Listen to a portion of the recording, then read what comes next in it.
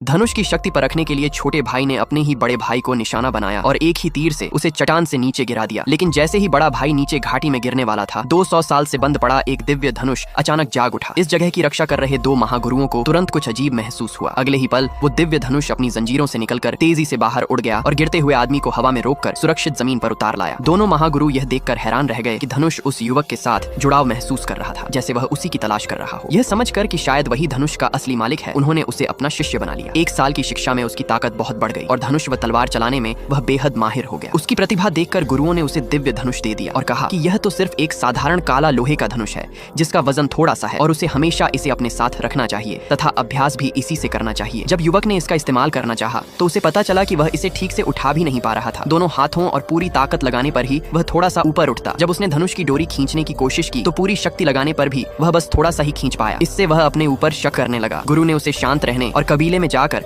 अपने अधूरे काम निपटाने की सलाह दी। उसके जाने के बाद गुरु माता ने कहा कि वृद्ध गुरु शिष्य को मुश्किल में डाल रहे हैं, क्योंकि यह धनुष असल में बहुत भारी था और इसकी शक्ति को बहुत ज्यादा दबा दिया गया था। लेकिन वृद्ध गुरु बोले कि यह इसलिए है ताकि कोई बुरा आदमी उसकी असली ताकत न जान पाए। पहाड़ से उतरकर युवक सीधे अपने कबीले गया और एक तीर मारकर उस पत्थर को तोड़ दिया जो उसके दर्जे का प्रतीक था। उसमें 3 साल से भरा गुस्सा इस एक वार में निकल गया। असल में वह कबीले का नाजायज बेटा था, जिसे पिता सिर्फ अपनी प्रतिष्ठा की वजह से सहन करते थे। वह अपनी माँ के साथ छोटे मोटे काम करता था। छोटा भाई उससे नफरत करता था और उसने उस पर धनुष चोरी करने का झूठा आरोप लगाया। खुद को चोट पहुंचाकर सारी गलती उसी पर डाल दी। पिता ने बिना सच जाने उसे सजा दी और उसकी माँ व बहन ने भी छोटे भाई का साथ दिया। कबीले ने उसे इतना तंग किया कि उसे अपनी अंदरूनी ऊर्जा को नष्ट करना पड़ा, जिससे वह पूरी तरह कमजोर हो गया और फिर उसे जंगल में फेंक दिया गया। अब वह न्याय लेने लौटा था। कबीले में युवा मुखिया की प्रतियोगिता चल रही थी, इसलिए उसने उसमें भाग लेने का फैसला किया। छोटे भाई ने उसे जिंदा देखकर हैरानी तो जताई, लेकिन प्रतियोगिता में उसे हराने का मौका मिलते ही चुनौती स्वीकार कर ली। इस प्रतियोगिता में तलवार देवता और एक रहस्यमयी लड़की भी मौजूद थे। पहला परीक्षण तांबे के सिक्कों को तीर से छेदने का था। सामान्य शिष्यों ने ज्यादा से ज्यादा 7 सिक्के भेदे। फिर उस लड़की ने एक तीर में 9 सिक्के भेद दिए। छोटे भाई ने कबीले के प्रधान धनुष से 12 सिक्के भेद कर सबको प्रभावित कर दिया। अंत में